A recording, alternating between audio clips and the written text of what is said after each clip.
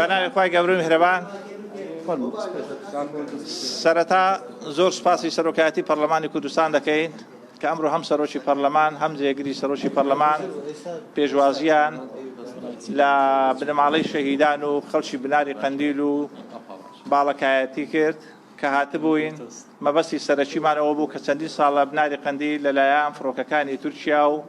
کۆماری ئیسلامی ئێران بۆمباران دەکرێت دیارە چەندین ساڵە کۆمەڵێک شەهید درراوە لەو ناوچەیەدا بەڵام بەداخەوە تاکو ئێستاچینەی حکوومەتی عێراق وەکو حکوومەت نەیتوانیوە ئەم دەستدرێژیانەی حکوومەتی تورکیا ڕابگرێت چونکە حکوومەتی عێراق خاوەن سیادەیە ئەچی سەرشانی حکوومەتی عێراق بە دەرەجەیەک کە بێتە دەنگ چەندی ساڵە خەڵکی بێتاوان لە بناری قەندیل شەهید دەبێت ڕز و باغ دەسووتێت مڕ و ماڵات دەکوژێت ئیدی لە هەموو ڕوێکەوە خەڵکی بناری قەندیل زەرەرمەند بووە خەڵکی باڵەکایەتی زەرەرمەند بووە بۆیە داواکاری سەرشیمان ئەمڕۆ بۆ پەرلەمانی کوردستان یەک لە داواکاریەک هەرە سەرشەکانمان ئەوە بوو کە بەڕاستی لەسەر خەڵکی بناری قەندیل و باڵەکایەتی و ئەو شوێنانێک کە بۆمبارانی فڕۆکەکانی تورکیان لەسەرا بێنە دەنگچیری کە ڕێگا بەم دەستدرێژیانەی حکوومەتی تورکیا و کۆماری ئیسلامی ئێران نەدرێت کە ڕۆڵەکانمان شەهید بکرێت گوندەکانمان خاپور بکرێت ڕز و باخمان بسووتێنرێت دیارە لە سەدی ساڵی ڕابردوودا زەرەر و زیانێکی زۆر بەو ناوچانە گەیشتووە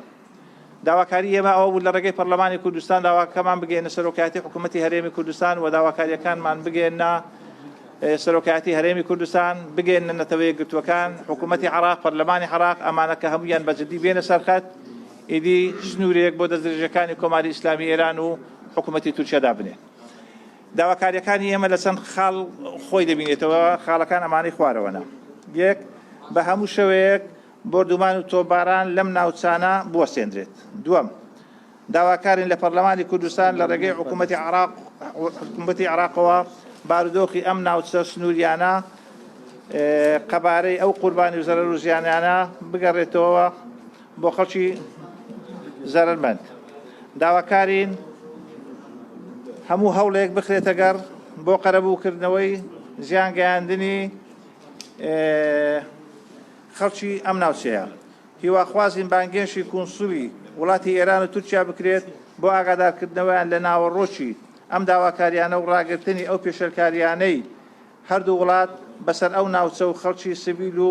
بێتاوانیان هێناوە داوا بکرێت لە هەموو لایەنە سیاسیەکان کە پشگیری ئەو داواکاری ئێمە بکەن بۆ ئەوەی چیدی کە زەرەر و زیان بەم ناوچەیە نەگەێن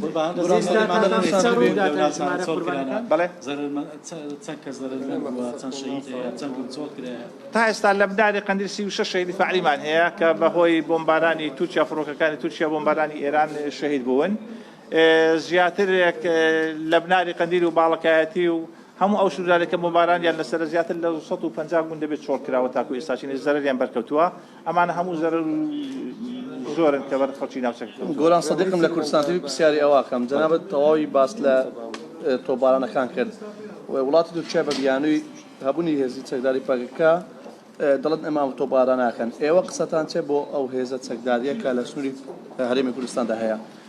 ئێمە ئەو هەواڵە ڕەت دەکەینەوە بڕاستی چونکە زۆربەی ئەو خەڵکانێک کە شەهید بوون لە بناری قەندیل خەڵکی مەدەنی و سیڤیل بوون لە ناوگوندەکانی داوە لە ڕێگا لە سیارەی داوە ئەم شوێنانێک کە خەڵکی لە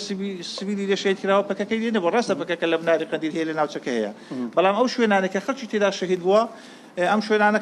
پەکەکەی لێ نەبووە قسەی ئێوە بۆ قسەی ئێمە ئەوەیە بەڕاست قسەی ئێمە بۆ پەکەکەش ئەوەیە بۆ حکوومەتی تورکیاش گەوەیە کە بگەڕێنەوە بۆ پرۆسی ئاشتی چونکە ئەم کێشەی بینی پەکەکە و حکوومەتی تورکیا تەنها بە ئاشتی چارەسەر دەکرێت بەشەر چارەسەر ناکرێت کێشەی 20 میلیۆن کورد لە باکووری کوردستان کێشەیەک نییە بەشەر چارەسەر بکرێت تەنانەت کە چارەسەر ئەوەیە بگەڕێنەوە سەربێزی گفتوگۆ بە چارەسەر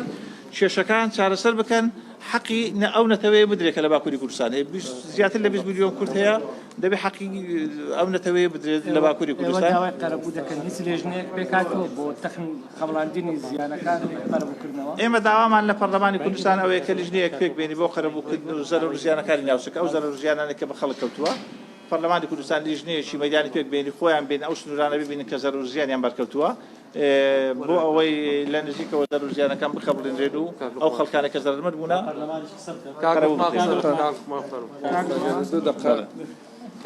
بەڕێزان ڕاگەیانکاران بەخێر بێنە و ڕۆکەمە لیژنەیەکمان پێکهێنا بوو لە باڵەکەتی و بناری قەندیل و بەتایبەت ئەو لیژنەیە بەشێکیان زۆربیان ئەوانە بوون کە قوربانی فعلینە، ئەوانەی کە گیانیان قوربانیان داوە و ئەوانەی کەوا مادیان قوربانیان داوە. پێیان مانگیان دە سەرۆکاتی پەرلەمانی کوردستان لەگەڵ بەڕێز ڕێواز سەرۆکی پەرلەمان و کاکێم نەورامی جێگیری سەرۆکی پەرلەمان دانیشتنمان کرد. پێیامی سنووری برادۆست،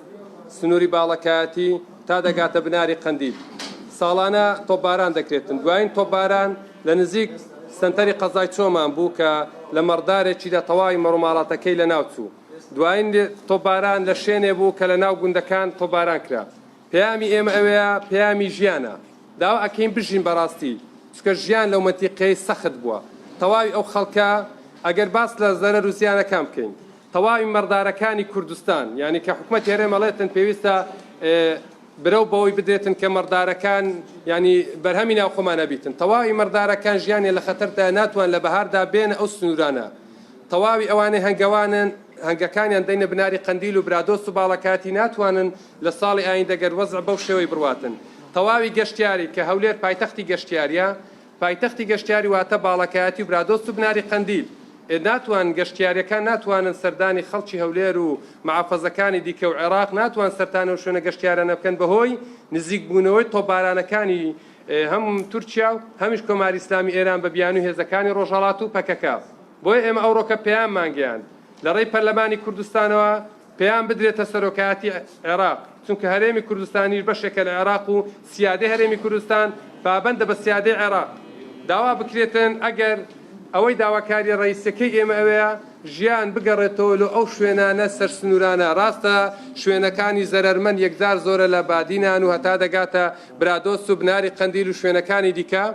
بەڵام ئێمەی هاوڵاتی لە شۆڕشێک لە دوای یەکەکان تا ساڵی 91 ئەو شوێنانە لە بەرشەڕی عێراقیێران هەمیان وێران کرابوون. خەڵکەکە لە دوای 91 گەڕایەوە سەرژیان و حاڵی خۆی باغ و باغاتی دانایە، بەڵام بەداخەوە ئێستا کە ئەو خەڵکە تەواوی ئەو خەڵگوندانە بەشێکیان چۆل بووینە، بەشێکیان کراینە محەڕەمە. داوا ئەکەین ئەو داوخوازیانەمان لۆ جێبەجێ بکرێتن. ئەگەر لێرەشمان لۆ جێبەجێ نەکرا ناچارین دەبی پەنابەینە بەر حکومەتی عێراق و نەتەوەیە گرتوەکان و ڕێکخراوەکانی مافی مرۆڤ لەوەی کەوە سکاڵای قوربانیدانە زۆرانە و قوربانی ژیانی و مادیەکان بگەینە هەموو شوێنەکە.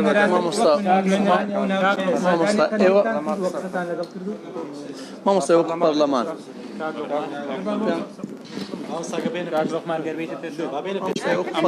ئەمڕۆ لە سەرۆکایەتی پەرلەمانی کوردستان پێشوازیمان لە بەشێک لە نوێنەرانی دەڤەری باڵەکایەتی و بناری قەندیل کرد کە مەڵێک داواکاری و پێشنیاریان هەبوو ئارستەی دەستەی سەرۆکایەتی هەم بەڕێ سەرۆکی پەرلەمان هەم جێگری سەرۆکی پەرلەمانی کوردستانیان کرد. لێرەشەوە جارێکی تر دووپاتی هەموو پاڵپشتی و پشتیوانیەکی خۆمان دەکەینەوە بۆ داواکاری ئەو خەڵکە تێگۆشەرە کە بەداخەوە ماوەی چەند ساڵێکە دووچاری ئەو حاڵەتە نەخوازراوانە بوونە کە بەهۆی جموزۆلی سەربازی لەم سنوورانە ئەنجام دراون و لە ڕابردووشدا پەرلەمانی کوردستان لە ڕێگای بەیاننامەی ڕسمی ئیدانی هەموو ئەو هێرشانی کردوونە کە ماوە لە ناوچە سنووریەکان ئەنجامە درێن و هەروەها لیژنەی تایبەت پێکات بوو سەردانی هەموو ناوچەکانی کرد، چونکە ئەم کێشەیە تەنها پەیوەست نییە بە ناوچەی باڵەکایەتی و بناری قەندیل بەڵکو لە برادۆست و لە دەڤەری سلێمانی و لە دەڤەری زاخۆ لە شوێنەکانی تریش هەمان ئەو کێشە و گرفتانە هەیە. بۆیە ئێمە لێرە جارێکی تر وێڕای دەربڕینی دڵتەنجی و غەمباریمان بۆ بنەماڵەی سەربەرزی شەیدان کە کەس و کاری خۆیان لەدەست داوە و هەروەها هیوای شیفای عاجل لە بۆ برینداربوانی ئەو کارەساتانە ئەخوازین و لە هەمان کاتیشدا ئێمە لێرە جارێکی تر دووپات دەکەینەوە کەوا پێویستە هێزەکانی پەکەکە هیچ بیانوویەک نهێڵنەوە بۆ ئەوەی چیتر ئەم دەڤەرانە نەبنە شوێنی جموزۆڵی سەربازی. گرینگە وڵاتانی دەوروبەر تورکیا و وڵاتانی تریش هەوڵ بدەن کێشەی گەلی کوردستان لە ڕێگەی ئاشتی چارەسەر بکەن، چونکە بەڕاستی هەمیشە بەهۆی ئاشتیەوە دەتوانرێت دەستکەوتی گەورە بەدەست بهێنرێت و هەروەها هەوڵ ئەدەین ئەو داواکاری و ئەو پێشنیارانی کە هیان بووە لە ئایندەیەکی نزیکدا لەگەڵ لایەنە پەیوەندیدارەکانی حکوومەتی هەرێمی کوردستان لەگەڵ هەواڵانی بەڕێزم لە فراکسیۆنی یەکێتی نیشتمانی کوردستان بگەینە لایەنە پەیوەندیدارەکان، بگەینە لایەنە پەیوەندیدارەکان و بگەینە دام و دەستگاکانی حکوومەت بۆ ئەوەی هەوڵ بدرێت ئەو خاڵانەی کەوا پەیوەستن بە حکوومەتی هەرێمی کوردستان، چونکە بەشێک لە داواکاری پێویستی بەوەیە بەڕاستی کاری لەسەر بکرێت، پێویستی لەگەڵ ئەوەیە کە یاسای تایبەتی لە بۆ دەربچێت و هەم سەرۆکی پەرلەمان هەم جێگری سەرۆکی پەرلەمان بەڵێنیان داوە بخەنە ئەوەلیاتی کارەکانی خۆیان بۆ ئەوەی ئەوانیش لەو مافوی امتیازاتانی کە داوا دەکەن بێبەش نەبن و هەوڵ بدرێت چارەسەری ئەو گرفتانە بکرێت کە ماوە لەسەر سنوورەکان ئەنجام بدرێن بۆ ئەوەی خەڵکی ئەم سنوورانە بتوانن بە ئاسایی ژیانی خۆیان بەرنەسەر. زۆر سپاس بۆ ئێوەش و زۆر بخێر. زۆر سپاس. سەرەتا سەری ڕێز و نەوازش دانەوێنین بۆ قوربانیانی هاوڵاتیانی خۆشەویستی کوردستان کە بەداخەوە بەهۆی دەستدرێژی فڕۆکە زەنجەکانی تورکیا و تۆپبارانەکانی کۆماری ئیسلامی ئەبنە قوربانی لە ناوچە سنووریەکان. ئێمە ئەمڕۆ وەکو نوێنەرانی خەڵکی کوردستان، نوێنەرانی ناوچەی دەڤەری باڵەکایەتی و سۆران، بناری قەندیل، برادۆست، لەگەڵ نوێنەرانی ئەم ناوچەیە چوینە لای سەرۆکی پەرلەمان و جێگری سەرۆکی پەرلەمان کە داواکاریان هەبوو. بەداخەوە دۆخێکی خراپ لەم ناوچانە ئەگوزارێ. چەند ساڵانێکە فڕۆکە زەنجەکانی تورکیا بۆردومانی ئەم ناوچانە ئەکەن، سەرنجام هاوڵاتیانی بێدیفاع شەهید دەبن، گوندەکانە ڕوخێن، ڕەز و باغی هاوڵاتیان تێکەچێ، زیانێکی یێجگار زۆر بەر هاوڵاتیانەکەی و ژیان لەم ناوچانەی بە تەواوەتی تێکچووە. ئەم ناوچان ناوچەیەک بووینە کە لەسەر هەڵدانی شۆڕشێک لە دوایەکانی کوردستان خەڵکەکەی قوربانیان داوە، قوربانی گیانیان داوە، قوربانی ماڵیان داوە، گوندەکانیان وێران بووینە لەسەر ئەرچی خۆیان ئاوەدانیان کردوتەوە. بەداخەوە جارێکی تر ئەو ناوچانە ڕوبەڕووی کارەسات و مەترسی گەورە بووینەوە. بۆی ئێمە وەکو نوێنەرانی خەڵکی کوردستان و کۆندامانی پەرلەمان پشتیوانی تەواو لە داوا و داخوازیەکانی هاوڵاتیانی خۆشەویستی ئەم ناوچەیە ئەکەین بۆی کار بکرێت لەگەڵ هەر سێ سەرۆکایەتی هەرێم و هەروەها کار بکرێت لەگەڵ سەرۆکایەتەکانی عێراق بۆ ئەوی ئەم دەست درێژیانە بۆسێن هاوزەمان لەگەڵەوە قوربانیەکان بە شەهید هەژمار بکرێن و تەعویزی مالی ئەو هاوڵاتیانە بدرێتەوە و بۆ تورکیاش ساڵانێکە ئەم ناوچانە بۆردومانەکە وا باشترەکە بە ڕێگەی ئاشتیانە کێشەی کورد لە ناوچەکانی خۆی چارەسەر بکات، چونکە هەموو هێرش و دەستگیرژانە تاقی کراونەتەوە، شار و دێهاتەکان وێران بووینە، بەڵام چارەسەری ئەم دۆخە نەکراوە. بۆیە باشترین بژاردەوەی بە ڕێگەی ئاشتیانە بە نێوەنگیری هێزێکی نێودەوڵەتی چارەسەری کێشەی کورد بکە و هێزەکانی تریش ڕێعایەتی هەرێمی کوردستان بکەن بۆی بتوان هاوڵاتیان بە ئازادی بژین. بەداخەوە لەم ماوانەی ئاخیری بەهۆی تۆپبارانکردنی ناوچەکان گەیشتە ئەوەی کە دەستدرێژەکە نزیک بووە لە سەنتەری قەزای چۆمان کە ژیانی هاوڵاتیان لە مەترسیدایە. بۆیە ئێمە جارێکتر پشتیوانی تەواو لە داوا و داخوازی هاوڵاتیانەکەین و لەگەڵ یانەبین و سەرۆکایەتی پەرلەمان بەڵێنیان پێدا کە لیژنێکی تایبەتمەندتر ڕابسپێرن بۆ زیاتر چاودێریکردنی ناوچەکان و بۆ لە سەرخەتە بین لەگەڵ هاوڵاتیان و لەگەڵ سەرۆکایەتەکانی هەرێمی کوردستان هەم بۆ شەهیدەکان بە شەهید هەژمار بکرێن و قوربانی هاوڵاتیان تەعویز بکرێتەوە و هەروە سنوورێک بۆ ئەم دەستدرێژویانە دابندرێ و زۆر سپاس بۆ هەموو لای. زۆر سپاس.